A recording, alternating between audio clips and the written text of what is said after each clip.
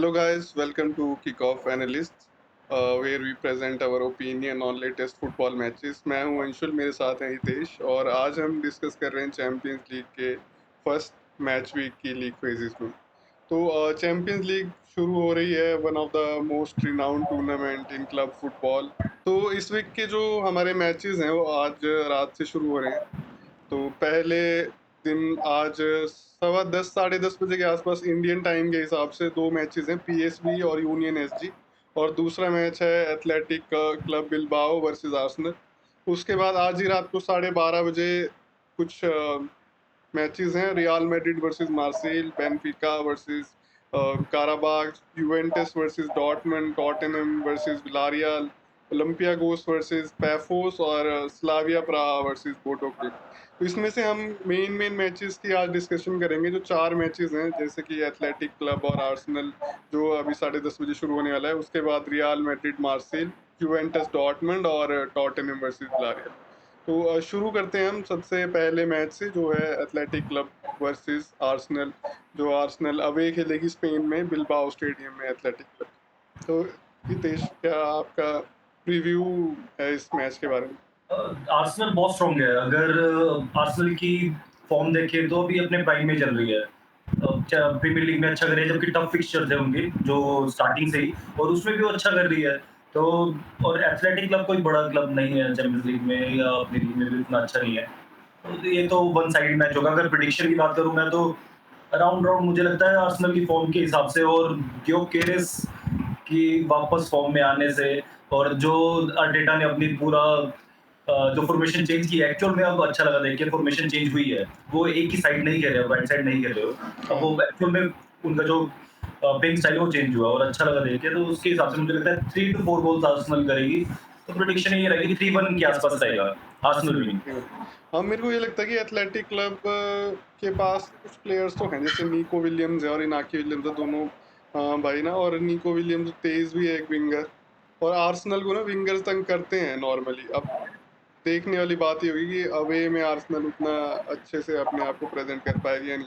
क्योंकि एक चीज़ ये भी है कि न्यू एनवायरनमेंट है स्पेन का, और आर्सेनल के लिए मुश्किल रहता है यार। अवे में आर्सेनल खराब परफॉर्म करती है ज़्यादातर, मतलब ज़्यादातर तो स्पेन में तो ठीक ही रहा था। जैसे लास्ट ईयर था रियल मैड्रिड के अगेंस्ट अवे पिक्चर में 3 गोल कर दिए थे इन्होंने।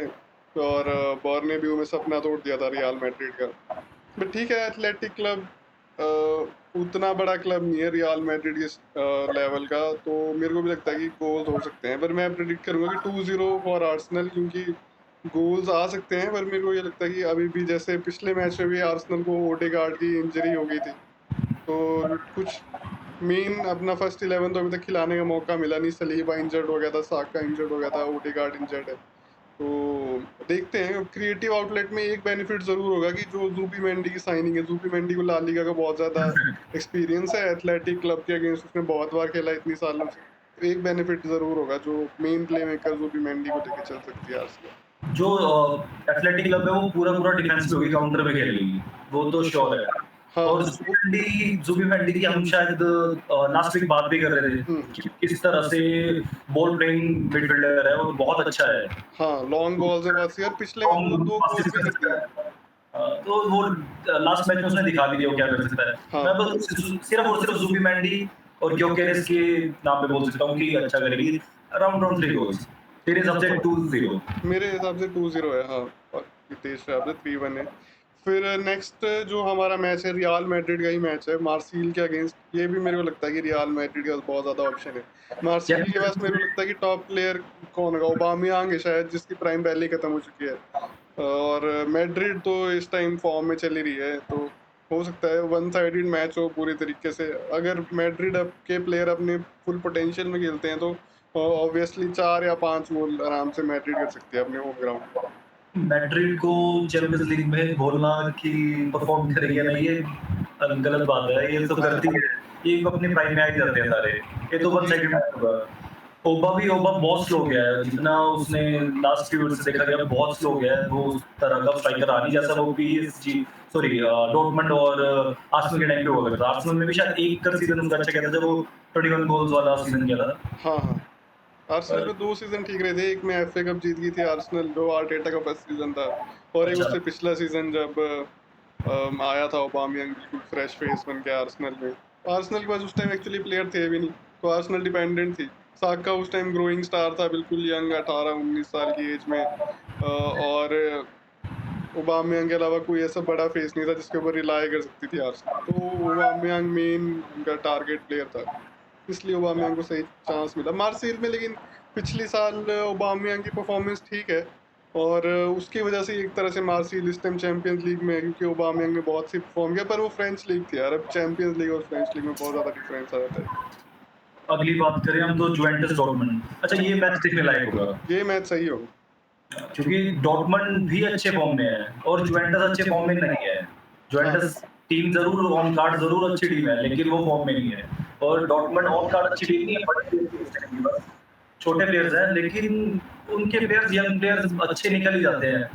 चाहे जिसी मर्जी की बात करो, वो कहीं ना कहीं से अच्छा कर ही जाते हैं। तो मेरे हिसाब से ये है मैच जो इस वीक अच्छा स्ट्रॉन्ग होने वाला है, जो आज और कल में होने वाला है, वो उसमें ये देखने लायक होगा। हाँ, इसमें कंपटीशन देखने को मिलेगा यूवेंटस और डॉर्टमुंड भी। यूवेंटस यार ऑन पेपर ठीक है, पर इटालियन लीग में भी कुछ टाइम से ना उतना अच्छा परफॉर्म कर नहीं पा रही, क्योंकि इंटर एकदम से ग्रो कर गई है, नेपोली बहुत सही ग्रो कर रही है, इसी और मिलान एसी मिलान भी काफी हद तक ग्रो कर गई है। पिछली साल तो इतना अच्छा नहीं थी, पर फिर भी ग्रो कर गई है काफी हद तक। तो यूवेंटस की जो एक टाइम पे चार्म था वो खत्म होता जा रहा है यूवेंटस का, क्योंकि इनके मेन प्लेयर थोड़ा एज होने लग गए हैं, जो बाकी इनके प्लेयर थे वो इनको छोड़ के चले गए। तो मेरे को तो ये लगता है कि जब से रोनाल्डो गया है उसके बाद से यूवेंटस का डाउनफॉल हो गया, उसके बाद से मैंने देखा नहीं यूवेंटस को कहीं पे। बार बार चेंजेस भी हुए ना, बार बार मैनेजर चेंज होने, हाँ, कैप्टन चेंज होने, फिर वो चीज हो ही जाती है। टफ है बस प्लेयर यूवेंटस के लिए ना, डॉर्टमुंड के लिए भी टफ है एक्चुअली। ये है कि मेरे हिसाब से ड्रॉ हो जाएगा, या तो गोललेस ड्रॉ हो सकता है, या फिर अगर डॉर्टमुंड अपनी अटैकिंग फॉर्म में आगे बढ़ी है तो 2-1 या फिर 1-1 इस तरह का। 2-1 लेके चलता हूँ मैं डॉर्टमुंड के लिए, 2 गोल्स, और यूवेंटस के लिए 1 गोल। तो मेरे हिसाब से ये 1-0 के आसपास रहेगा। 1 डॉर्टमुंड, 0 जुवेंटस। हाँ, थोड़ा लो स्कोरिंग रह सकता है मैच। स्पर्स विलेरियल का करना है।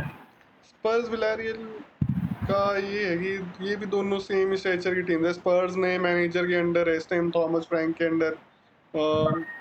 तो स्पर्स को थोड़ा टाइम लग रहा है एडजस्ट करने में चीज़ों में।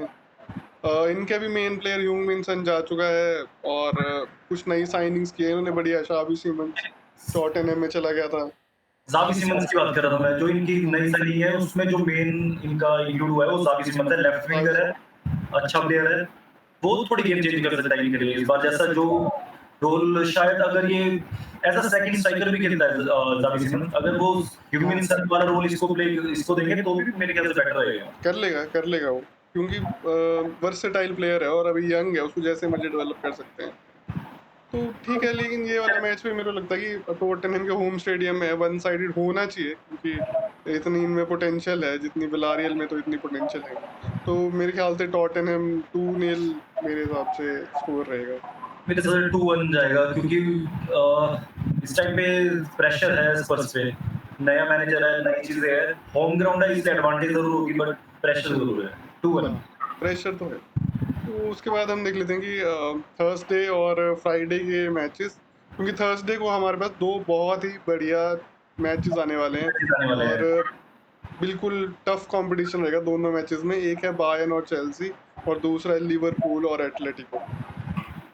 बायर्न और चेल्सी से शुरू करते हैं। बायर्न और चेल्सी में से दोनों टीम्स ने बहुत सही स्पेंडिंग करी है, समर साइनिंग्स बहुत अच्छी करी है। बायर्न ने भी अपनी टीम जो पहले से इतनी स्ट्रांग थी उसको और स्ट्रांग कर दिया। चेल्सी का जो यंग कोर चल रहा था, चेल्सी ने अपना यंग कोर और ज़्यादा स्ट्रांग कर दिया। तो क्या लगता है हितेश? अब मेरे हिसाब से चेल्सी में इंजरी इश्यूज बहुत ज्यादा हो रहे हैं। हम्म, हर एक मैच में कोई ना कोई इंजर्ड हो रहा है। अब लास्ट मैच में जरूर पाल्मर वापस आ गए, रीस जेम्स वापस आ गए, और जोआओ पेड्रो इंजर्ड हो गए, लेकिन हाँ, अब वो ये है कि एक प्लेयर वापस आ रहा है, एक प्लेयर इंजर्ड हो रहा है, तो 11 तो मेन 11 नहीं खेलेगी। हम्म, बट स्टिल चेल्सी के पास बैकअप्स है, यंग है चाहे 18-20 साल के है, लेकिन एटलीस्ट बैकअप्स है। तो लेट्स सी, देखते हैं। अभी मेरे हिसाब से मैच इसका बायर्न होम ग्राउंड है, और बायर्न इस टाइम पे अटैकिंग पोजीशन पे, और चेल्सी भी अटैकिंग कर रही है। चेल्सी भी एडवांटेज बायर्न के पास रहेगा मेरे हिसाब हाँ, से, या तो ये अट्रैक्टिव मैच होगा क्योंकि दोनों टीम थोड़ा-सा अटैकिंग खेलने की कोशिश करती है ना, तो एक मतलब एंटरटेनमेंट पूरा होगा इस मैच का मेरे पूरा, हिसाब से काफ़ी as a favourite, as a Chelsea fan, मैं चेल्सी को फेवरेट रखूंगा, वो रखना भी चाहिए मुझे। तो मैं 3-2 रखूंगा, मैं Chelsea 3 Bayern 2, Chelsea 3 Bayern 2 okay. क्योंकि गोल मेरे को भी स्कोरिंग मैच लगता है रहने वाला है कि हेड टू बायर्न हेड, यार अपने होम ग्राउंड में ना बहुत ही स्ट्रांग हो जाती है एकदम से, बहुत क्योंकि स्ट्रांग। जर्मन फैंस जो है ना, जर्मन फैंस एक तरह से जो सेम एडवांटेज लिवरपूल को होता है ना एनफील्ड में फैंस का, वो मैं सेम बस एडवांटेज डॉर्टमुंड को होता है अपने फैंस का, वो सेम एडवांटेज बायर्न जर्मनी में तो मतलब यार फैन कल्चर बहुत ही ज्यादा क्रेजी है, इसलिए एकदम से वो गेम पलट सकते हैं किसी की भी। तो बायर्न के पास स्ट्रॉन्ग सूट है और ऊपर से यार हैरी केन फिर से फॉर्म में है, सही फॉर्म में। और जो चेल्सी के हैरी पास ही है कि हैरी यंग कोर है, इतना एक्सपीरियंस नहीं है इतनी बड़ी टीम्स के अगेंस्ट खेलने का अभी। क्लब वर्ल्ड कप में ज़रूर है खेल ले, लेकिन क्लब वर्ल्ड कप यार फिर एक अलग बात थी। मेरे को लगता है कि बायर्न 2-0 या फिर 3-0 से जीत सकती है चेल्सी से आराम से, क्योंकि चेल्सी के यंग कोर को एकदम से शॉक लग सकता है। बायर्न के टैक्टिक्स बिल्कुल अलग हैं और क्राउड का भी बहुत ज़्यादा फ़र्क पड़ेगा। जो प्रीमियर लीग का, क्योंकि वो एक्सपीरियंस है नहीं उतने लेवल का, जो जर्मन क्लब्स देते हैं एकदम से। एक तो हैरी केन की बात करूंगा, हैरी केन तो प्राइम में ही रहता है, वो प्राइम से नीचे आ ही नहीं रहा है। हैरी केन खत्म नहीं होता। तो अगर मैं बात करूंगा कि यंग कोर्स की, तो चेल्सी के पास ना यंग जरूर है, एक्सपीरियंस उतना नहीं है, 1-2 साल का एक्सपीरियंस है प्लेयर्स के पास, ज्यादा एक्सपीरियंस नहीं है। और वो भी सबके पास नहीं है, 6 से 8 प्लेयर्स के पास है। बाकी किसी के पास 1 साल का है, किसी का 6 महीने का है, उस तरह से एक्सपीरियंस है। हाँ, बट स्टिल ये मतलब कि जो एनर्जी दिखती है, जो ऐसे बोलते हैं ना, वो एक साथ प्लेयर अच्छा खेल रहे हैं, इनके बीच में जो लाइनअप दिखती है, इनके बीच में जो मैच मेकिंग दिखती है, वो बहुत अच्छी दिखती है। तो ये मेरे हिसाब से अच्छा कर लेंगे और कर भी वैसे रहे हैं। सेम चीज़ बायर्न के साथ भी तो है, और बायर्न के तो ये जितने इस टाइम प्लेयर है ना, जो मेन कोर है बायर्न का, वो काफ़ी टाइम से एक साथ खेल रहा है। और वो उन अगर हम वही बात करें कि जो कनेक्शन है उनके बीच में, उनके पास वो बहुत ज़्यादा टाइम से है। और बायर्न यार प्रेशर बड़ी आसानी से हैंडल कर लेती है। और बायर्न की भी एक खास बात है, जैसे रियल मैड्रिड की खास बात है चैंपियंस लीग में, बायर्न छोटे गोल से नहीं हराती किसी को। बायर्न 5 गोल, 4 गोल, 8 गोल करती है दूसरी टीम को। बस मुझे इसी का ही डर है कि गारंटीड है चेल्सी गोल करेगी, चेल्सी 2 गोल तक कर सकती है, लेकिन चेल्सी बस 5 ना खा ले। अगर चेल्सी 5 ना खाए, तो चेल्सी जीत चुकी है। तो चेल्सी को, या तो चेल्सी मेरे हिसाब से लो ब्लॉक खेलेंगे, और लो ब्लॉक ही खेलना पड़ेगा, क्योंकि बायर्न ब्लॉक लगातार अटैक करने वाली है। नहीं, लो ब्लॉक नहीं खेलेगी चेल्सी, मेरे को नहीं लगता। मारेस का इतना भी वो नहीं मैरेस्का है, मैरेस्का जिस डरपोक नहीं है वो तरीके कि से लो लो ब्लॉक ब्लॉक आ खेलता ही जाएगा। नहीं है। नहीं, वो खेलता ही नहीं है, लेकिन स्टिल हाँ, करना चाहिए एक बार इनको। लेकिन चलो, मैनेजर की अपनी चॉइस है, और अच्छा भी कर रहा है उसमें, वो तो क्यों हाँ। करेगा, और चेंज क्यों हाँ, करेगा। नहीं लो ब्लॉक करने की ज़रूरत नहीं है, नॉर्मल जो उनका गेम प्लान है सही है, बस इनमें वो होगी मतलब प्रेशर सहने की हिम्मत हो, जो इनको बायर्न भी देगी और क्राउड भी देगी। एक्चुअल में जो हमारा ये मेन सेंटर बैक है लेवी कॉलविन, वो इंजर्ड है। वो भी इंजर्ड है, हाँ। फोफाना फोफाना कल आया था, 20 मिनट खेला हाँ, और फिर से चला गया। तो कंप्लीटली फिट फोफाना भी तो नहीं इस होगा। सीज़न पूरा खेल चुका अपना 20 मिनट का। हुँ। तो अब हमारे पास फिर से कोई भी सेंटर बैक नहीं बचे हैं, वही फिर से टॉसिंग को ही खेलना पड़ेगा। अब हाँ, देखते हैं और क्या होता स्ट्राइकर में जोआ पेड्रो इंजर्ड है, तो स्ट्राइकर में भी है। स्ट्राइकर हमारे दोनों इंजर्ड है, जोआओ पेड्रो भी इंजर्ड है, लियाम डेलाप भी इंजर्ड है। हाँ, दोनों इंजर्ड हैं, तो अब चाहे स्ट्राइकर में भी फिर वो अ, 18 साल उसको लेना पड़ेगा। हाँ, लास्ट ठीक है ऑप्शन। मतलब सही मैच होगा, पर फिर भी मेरे को तो लगता है कि बायर्न वन साइडेड एक जीतेगी। एक और चीज़ मुझे दिखी वो कल के मैच में, कि चाहे वो 20 मिनट 25 मिनट्स मिले गार्नाचो को, पर गार्नाचो की गेम तो अच्छी थी। वो यूनाइटेड में कर क्या रहा था? गार्नाचो की गेम तो अच्छी नहीं थी यार, गार्नाचो ने की वजह से तो गोल हुआ है चेल्सी को, जो पड़ा है गोल। अच्छा गार्नाचो तो तो मिस्टेक्स बहुत ज़्यादा कर रहा था, गार्नाचो ने अपने पास एक्यूरेसी गार्नाचो की कुछ भी अच्छी नहीं है। गार्नाचो जो प्रेशर की हम बात कर रहे हैं, जो हैंडल करना होता है, गार्नाचो नहीं हैंडल कर सकता प्रेशर। वो दिख रहा गार्नाचो था उस गेम में, और ये तो मैच भी नहीं था किसी बड़ी टीम के अगेंस्ट, जिसके अगेंस्ट मतलब गार्नाचो को तो हम मुझे लगा टेस्ट करें। ऑफसाइड थी यार, वो ना वीएआर होना चाहिए था उस जगह पे, वीएआर नहीं दिया, गेम स्टार्ट रखी, वहाँ पे थोड़ा सीन हो गया। वो तो यार ऑब्वियस सी चीज़ है, वो तो हर मैच में होगा ना। और अब जब सामने प्लेयर हो और जो वर्ल्ड क्लास प्लेयर्स हैं, उनके साथ जब मैच होगा, मेरे को नहीं लगता गार्नाचो बिल्कुल सैटिस्फैक्टरी परफॉर्मेंस नहीं थी मेरे हिसाब इस से। टाइम पे हमारे पास कोई लेफ्ट विंगर है ही नहीं, तो हाँ, मुझे लग रहा है मेन बात गार्नाचो ये ही है लास्ट कि चॉइस है। फिर गार्नाचो स्टार्ट करेगा चेल्सी में। अब लास्ट ऑप्शन यही है, गार्नाचो को ही करना पड़ेगा, ऑप्शन ही हाँ, नहीं है इसके अलावा कोई। चलो देखते हैं फिर अब क्या नेक्स्ट में देखते हैं, नेक्स्ट बायर्न मैच नया लेसन देती है चेल्सी को, या चेल्सी बायर्न को कुछ नया सिखा के जाती है इस बार? में। उसके बाद हमारा सेकंड मैच है, ये भी सही होगा यार मैच, लिवरपूल वर्सेस एटलेटिको। एक फुल अटैकिंग फोर्स, एक फुल डिफेंसिव फोर्स। मैं इसमें एक और चीज़ बोलूँगा, एनफील्ड में मैच है, फोर्स तो बहुत ज़्यादा लगेगी हाँ, एटलेटिको को, और सेम। एटलेटिको को समझ आ जाएगा चीज़ होती क्या है, एनफील्ड हाँ, नाम क्या है। और एटलेटिको भी मतलब ठीक है, इनके पास है इस टाइम प्लेयर यार। ग्रीजमैन है। पिछली सीजन इन्होंने मैनचेस्टर सिटी से यूलियन अल्वारेज को ले लिया था अटैक में। हाँ, एल्वारेज़ आ पर गया इनके इनका पास। गेम प्ले फिर वही है, डिएगो सिमियोने को इतने साल हो गए, सेम ही उस पे चला हुआ है कि डिफेंस करो, जब मौका मिले थोड़ा काउंटर अटैक करो। तो टफ है, लिवरपूल के अगेंस्ट नहीं चलती है गेम। लिवरपूल के अगेंस्ट तो कोई फायदा नहीं। लिवरपूल के अगेंस्ट अभी हमने देखा कि पिछले मैच में पूरा मैच कुछ नहीं हो रहा था, 90+5 के लास्ट समय मिनट में गोल हो गया। ये गोल हो गया। लिवरपूल के साथ वो हो रहा है जो मैनचेस्टर यूनाइटेड करती थी फर्गसन के टाइम। उसमें कहते थे ना हाँ, कि 90+ हो गया तो मतलब फर्जी टाइम शुरू हो गया। अब फर्जी की टीम गोल करेगी ही करेगी। अब लिवरपूल कर दी सेम सिनेरियो प्रीमियर लीग में। तो ठीक है, एटलेटिको को तो बहुत शॉक होगा एकदम से। मैं प्रेडिक्शन तो मैं यही कर सकता हूँ कि एटलीस्ट 20 से 25 जो होगा शॉट लगेगी ही लगेगी एटलेटिको को। अब एटलेटिको कितना बचा सकती है वो एटलेटिको के ऊपर है। हाँ, पर एटलेटिको के पास कीपर अच्छा है यार, ओब्लाक। और ये मेरे वो ख्याल से तो सबसे बड़ा इस बेनिफिट टाइम यही पे है, जिस प्राइम दिन इस टाइम पे वर्ल्ड के प्राइम में वही है। हाँ, जिस दिन ओब्लाक रिटायर हुआ उस दिन एटलेटिको की गेम खत्म हो खराब हो जाएगी। जाएगी ये। फिर नहीं चल सकती है गेम डिफेंस करने वाली। तो सही है। तुम क्या गोल्स में क्या लगता है, लिवरपूल कितने मेरे गोल हिसाब करेगी से और एटलेटिको कितने रन? एटलेटिको के लिए पूरा पूरा काउंटर बेसिस रहेगा उनका, तो हम्म। मेरे हिसाब से एक गोल तो करेगी ही करेगी। अच्छा। तो लेकिन लिवरपूल करेगी 3 से 4 गोल, फिर मैं 3 पे लेके जा रहा हूँ। 3-1 रहेगा स्कोर। 3-1। मेरे को लगता है कि लिवरपूल थोड़ा सा अभी ना क्रिएटिविटी में स्ट्रगल कर रही है, क्योंकि फ्लोरियन वर्ड्स की फॉर्म नहीं आ रही। नहीं, वो और उसका रीज़न मैं देता हूँ तेरे को मैं कि ग्रेवेनबर्च का इश्यू हो रहा था। हम्म। अब मतलब डीएम जब तक नहीं था तब तक वर्ड्स को पीछे खेलना पड़ रहा था। अब हाँ, लास्ट मैच में ग्रेवेनबर्च आ चुका है। अब अच्छे फॉर्म में भी आ चुका है, अच्छा खेला भी, पूरा मैच भी खेला उसने। तो अब नेक्स्ट से इश्यू ये सॉल्व हो जाएगा और वर्ड्स को थोड़ा आगे जाने का चांस मिलेगा। तो वर्ड्स भी अपना दिखा सकता है। ठीक है, देख सकते हैं। पर मेरे को लगता है कि फिर भी एटलेटिको वही अपनी सेम वो लो ब्लॉक जो एटलेटिको करती है वो करेगी, और रोक देगी लिवरपूल को। पर फिर भी गोल तो होंगे ही। मेरे को लगता है 2-0 होगा। लिवरपूल 2 गोल कर देगी, एटलेटिको डिफेंस ही करती रह जाएगी। एटलेटिको को नहीं चांस मिलेगा और लिवरपूल के अगेंस्ट गोल करने का।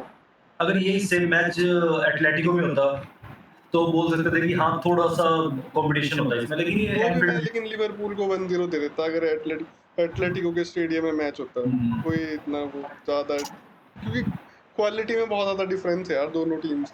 हुँ।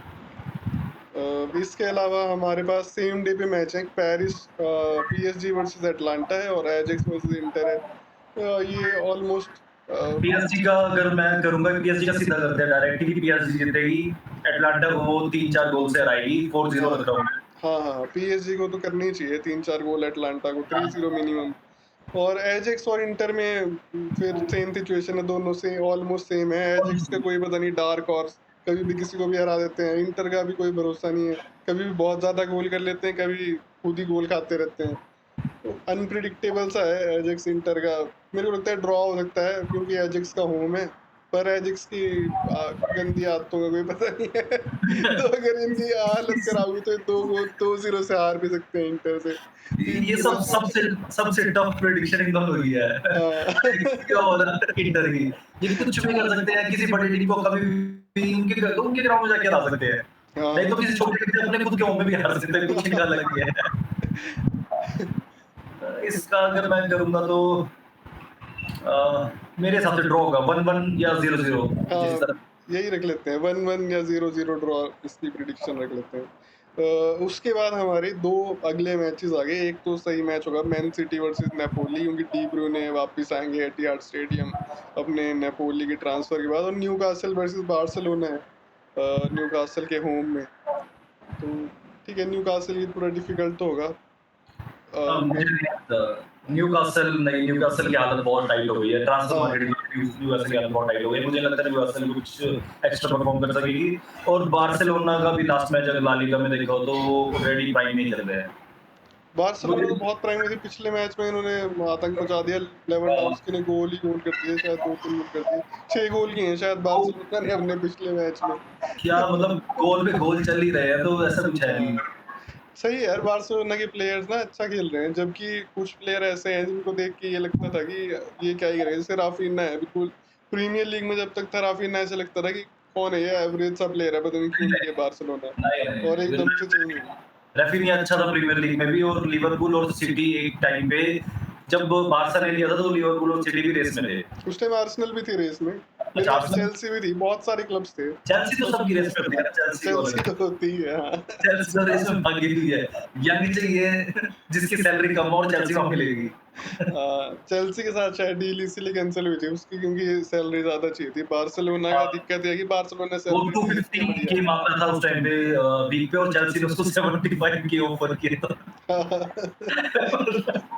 बार्सिलोना की तो सैलरी देने की सही आदत है। बार्सिलोना सैलरी बढ़िया ऑफर करती है, उसके बाद इनको याद आता है कि अरे प्लेयर तो डिस्टर्ब नहीं हो सकता, इतने फंड से तो हम फंस जाएंगे, लीग मना कर रही है। बेचो यार दो सैलरी तीन नहीं जा लोग। रहे हैं। वो नया प्लेयर साइन करते हैं उसको भी बोलते हैं कि नहीं नहीं तू रख तुझे सैलरी मिलेगी और मिलेगी। हाइक पे हाइक मिलेगा तुझे। ऐसा नहीं है हमारे पास, पर सैलरी तेरी हम निकाल देंगे कहीं ना कहीं से। तो सही है यार, बार्सिलोना मेरे ख्याल से न्यूकासल को एक सही रियलिटी चेक दे देगी इस बार। ये आइजैक के बिना लाइफ कैसी है इनकी। और मस्त 3-4 गोल, 4 गोल शायद, 4-0 बार्सिलोना। 4-0 नहीं मैं 3-1 में जाऊंगा जी कल। ये 3-1 सबका मैच न्यूकासल गोल करेगी। हाँ मेरे हिसाब से बन एक गोल तो करेगी। कर सकती है, इनका नया स्ट्राइकर, वो उसने डेब्यू में गोल किया था। जो हाँ, नया स्ट्राइकर का लंबा, काफी लंबा स्ट्राइकर है। काउंटर पे खेलेगी ना क्योंकि अभी काउंटर पे तो खेल रहे हैं पिछला मैच भी हाँ, इनके पास काउंटर। ऑप्शन ही नहीं बचा कुछ भी। तो मैन सिटी वर्सेस नेपोली ठीक मैच हो सकता है यार, क्योंकि नेपोली इटालियन लीग में ठीक खेलती है, स्ट्रांग है। और मैन सिटी का कुछ समझ नहीं आ रहा, कभी ठीक खेल रहे हैं कभी खराब खेल रहे हैं। अभी मैनचेस्टर यूनाइटेड के अगेंस्ट तो ये जीत गए, ठीक है 3-0, पर मैनचेस्टर यूनाइटेड से तो सभी जीत जाते हैं, कोई बड़ी बात नहीं है। यूनाइटेड की फॉर्म बहुत ज़्यादा गिर चुकी है तो उसका तो अलग कर लो लेकिन हाँ, मेरे हिसाब से मैनचेस्टर। सिटी की फॉर्म भी कुछ खास नहीं चल रही, सिटी भी अच्छा नहीं कर रही है। हाँ, और नेपोली के लोग अच्छा कर रहे हैं। नेपोली में केविन डी ब्रूयने भी सही परफॉर्म कर रहा है, पिछले मैच में गोल कर दिया है। और यूनाइटेड से ही वो बंदा गया मैकटोमिने नेपोली में जाके सही फॉर्म में है। और एक और यूनाइटेड का बंदा नेपोली ने इस साल लिया, और Rasmus Højlund, in Manchester United का जो स्ट्राइकर था। तो वो भी मैंने सुना कि वहां जाके सही फॉर्म में उससे तो है, मेरे को कोई आइडिया नहीं है कि फॉर्म में है या नहीं। अरे रेस्मस हॉयलैंड तो मेरे को लगता नहीं ना कि वो कुछ इम्पैक्ट डालेगा पर स्टिल उनके प्लेयर्स हैं उनके पास अच्छे प्लेयर्स हैं नेपोली के पास हमेशा से नेपोली ही। का डिफेंस भी अच्छा है, नेपोली मेरे को मिड मिड बैलेंस टीम है। ज्यादा बेटर लगता है डिफेंस और मिड उनका अच्छा है अटैकिंग चाहे नहीं अच्छा लेकिन डिफेंस और मिड उनका हमेशा से अच्छा ही है। हाँ, अटैक भी नेपोली का सही था। नेपोली के प्लेयर एक्चुअली जा चुके हैं, जैसे क्वारात्सकेलिया था, पीएसजी चला गया। ओसिमेन टर्की चला गया। तो ठीक है, अब मतलब नए अटैक के साथ उतरे हैं, अभी भी ठीक है, बैलेंस्ड है टीम, तो है मैच।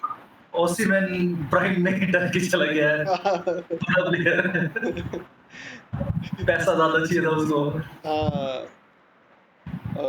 तो मेरे को लगता है मैन सिटी नेपोली शायद 1-1 ड्रॉ हो सकता है। मैं 1-0 में जाऊंगा क्योंकि वो डिफेंस ही करेगी नेपोली कुछ करेगी या तो 0-0 या 1-0। 1-0 मैन सिटी। मैन सिटी 1-0 या तो फिर 0-0। 0-0, अच्छा, ठीक है। तो यही थे इस मैच वीक 1 के हमारे मैच चैंपियंस लीग के फेज 1 में। अब आज से मैचेस शुरू हैं लगातार, 3-4 दिन तक हम एक बार सारे मैचेस कंप्लीट होने के बाद फिर से मिलेंगे और रिव्यू करेंगे मैच वीक 1 चैंपियंस लीग का। तो ओके गाइस, इसी के साथ आज की वीडियो का हम एंड करते हैं। इसके बाद हम मिलेंगे रिव्यूज के साथ।